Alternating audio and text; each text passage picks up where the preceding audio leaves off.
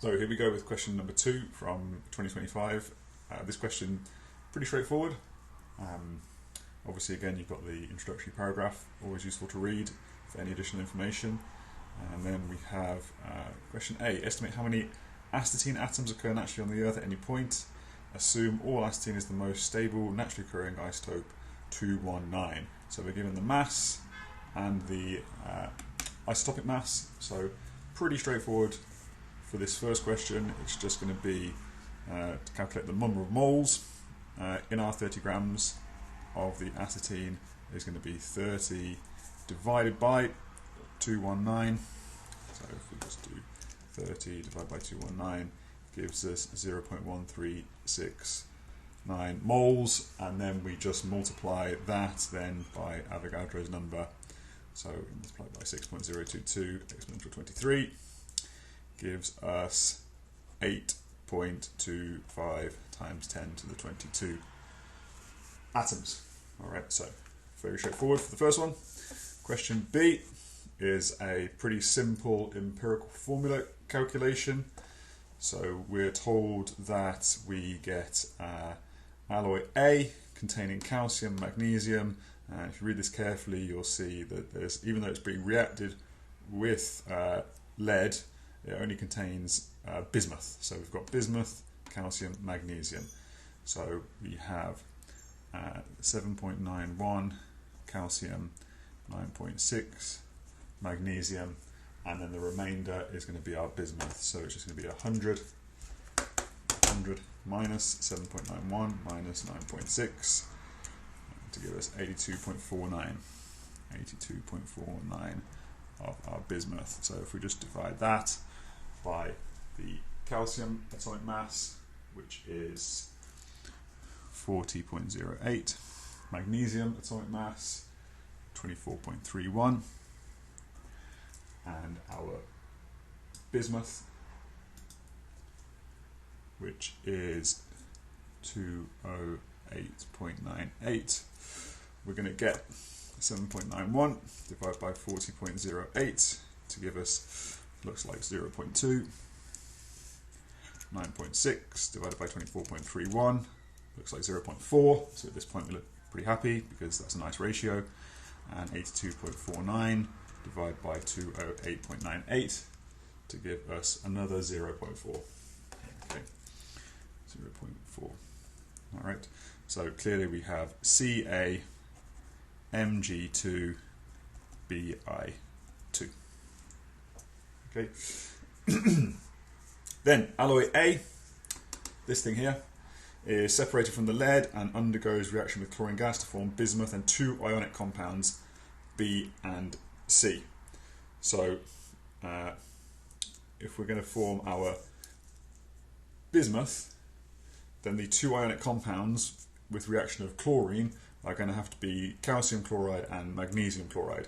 Now, if it's going to form in a 2-to-1 ratio, we're obviously going to get more of our magnesium chloride because it's going to be CaCl2 and MgCl2 because they're both group 2 metals, but I've got twice as much magnesium here, so B, our 2 in the 2-to-1 ratio, needs to be MgCl2, and this one, C, is going to be CaCl2. Okay. Then we have astatine can be made by bombarding bismuth atoms with alpha particles, according to this reaction here. It does tell you that the alpha particle is the helium-4 nucleus. You should really be familiar with that information anyway. And then we're asked to find X and Y. So this is pretty simple. So if we have X to start with, so X is going to be our total number of nucleons, our protons and our neutrons. So we start with 209, and then we add 4. So it might even help if we just add the 4 and the 2 here. All right, so we have 209, we add 4, gives us 213, but then there's 2 here. So it's 213 minus 2, so our X is going to be 211. And then we can do the same with the proton. So 83, we're going to add 2 protons from our helium nucleus, gives us 85. And there's no, these are neutrons, so there's no protons there. So that's going to be 85 as well. So we know that x is going to be 211 and our y is going to be 211 and our y is going to be 85. That is technically in the realm of physics, but GCSE physics will cover some of that.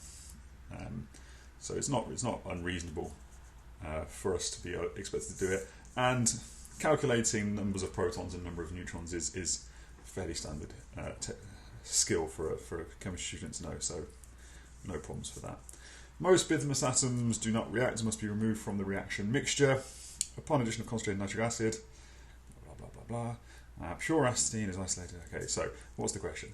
Obviously, you should read the questions, but I'm just skipping through just to make the video a little bit quicker. So, write an equation for the reaction of bismuth with concentrated nitric acid. All right, so if I react bismuth with the acid, I can see up here it's going to form bismuth 3 nitrate, water, and a colourless gas. All right, so let's get started with that then. So we have bismuth plus our nitric acid, and it's going to be bismuth 3 nitrate, so NO3 is NO3 minus, so it's going to be BiNO3 3, because this is going to have a charge of 3, and then I'm going to have the water. Now the only other problem here is going to be our colourless gas. Now the colourless gas has a mass of 30. Alright, so let's have a little look if we can work out what the colourless gas is going to be. So it could have nitrogen in it, it could have oxygen in it, it could have hydrogen in it. So if we think about it, if it's going to have oxygen, it can't be O2 because O2 is going to be 32, so that's not going to work.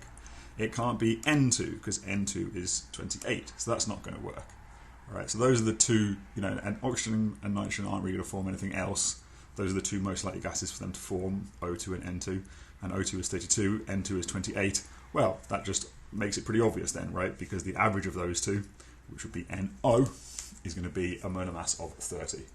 And then all we need to do is balance it, which is quite straightforward because I've got 3 of my nitrate ions here, and I've got that. The nitrate ion is going to come from the nitric acid, but I've also got my other one N here, so I've got a 4 there. Does that work? Well, a 4 there for the hydrogens means I need to have a 2 there for the waters, and then if you double check that, you'll see that that is now balanced. Okay. Next question. So BRAT can be made from astatine in 2 steps. First, Br2 reacts with D to make compound E only. Compound E reacts with At2 to give BRAT and D. And the mass spectrum of compound E shows 2 major peaks of almost equal intensity at M over Z values of 205.82 and 207.82. All right, so this piece of information is obviously isotopes, and equal intensity is going to be 50-50 in your isotopes. And perhaps you wouldn't know this, but the more experience you have, so common isotopes which are in a ratio of 50-50, obviously chlorine is 3:1, so it's probably not going to be chlorine, but bromine is a 50-50, well, relatively close to 50-50 of bromine 79 and bromine 81, which makes sense because we are obviously, the question is all about bromine. So this question's a little bit strange, so if we're going to write it out, so if I have Br2 is reacting with D to make compound E, and then E reacts with At2 to give BRAT plus my D back. So the thing to realise here is that in order to work out D, the key piece of information is this word only here. So if we're only making E, E must contain bromine. And we're told that the mass of E is 205.82 or 207.82, depending on which isotope we've got in there of bromine. So what I can do is I can just take the average of those two. All right, so I say that the molar mass of this is going to be 206.82, and if I subtract the atomic mass of bromine, 79.9, from that, so if I do 206.82 minus 79.9, that gives me 126.92. And a quick look at your periodic table is going to tell you that that is the atomic mass of iodine. So if we assume that D is I2, then E must be BRI. And then we can double check that that makes sense, because if I do BRI plus AT2 to make BRAT, and I reform D, which is my iodine, as you can see, obviously with a little bit of balancing, that's all going to make sense. So we can go ahead and we can say that D is I2 and E is BRI. Okay, so last question. 3.6 grams of BRAT would be synthesized at the beginning of the summer. The half-life for the decay of this isotope is 433 minutes. Assume that Paddington's BRAT bare summer is over, where only 3.65 milligrams of the BRAT remains. Now, this kind of half-life question does seem to be pretty popular.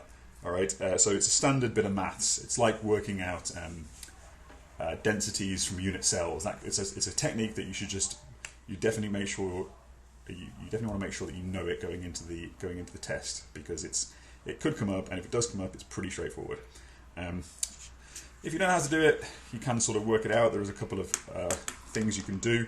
So what I can do is, obviously there's a different units, but if I put 3.6 into milligrams, I've got 3,600 milligrams. Now, people that maybe aren't as confident with the maths, obviously the half-life is going to be the time it takes for it to go down by 2. So if I divide it by 2, that's how much I have after one half-life. Okay, if I do it again, that's 2 half-lives, 3 half-lives, 4, 5, 6, 7, 8, 9, almost there, one more half-life, 10. So now I've gone from 3,600 milligrams to 3.5 milligrams. So it's just under 10 half-lives. Right, and if that's as much as you can do, I'd go ahead and just write, sort of 10 half-lives, or roughly 10 half-lives, and that should hopefully get you some credit. But obviously that's not the actual way to do it. Now, excuse me, I'm not a physicist, and I assume that there will be some proper physics way of doing it. This is the way that I would do it. I would say that the quantity AT, so the quantity of the isotope left at any time t, is equal to the original quantity multiplied by a half. So that would be for one half-life. And then if I wanted to do 2 half-lives, so the original amount times 1 half-life, I'd have to times by half again for the second half-life. So what I can do is I can just write this equation. So the amount of time t, the amount of substance left at any time is equal to the original amount multiplied by half to the power of the number of half-lives. And then at this point, if I was, obviously you can just memorize whatever equation it is, or if you want, you can derive it from here, because we know how long each half-life is, so all I need to know is the number of half-lives. So in order to do that, the way that I would do it is I would take a log of both sides to give me laws of logs. So this is a product, so the log is going to be the sum, and then I can bring the power down, so it's going to be n log a half, and I want to get n. So if I take this log, subtract it from both sides, so I'm going to get log AT minus log A0 equals n log a half. There probably is a quicker way of doing this, but in the confusion of the exam, this is probably what I would end up doing. Then laws of logs again. Equals n log a half, and then I would just put in my values. So my AT is going to be 3,600.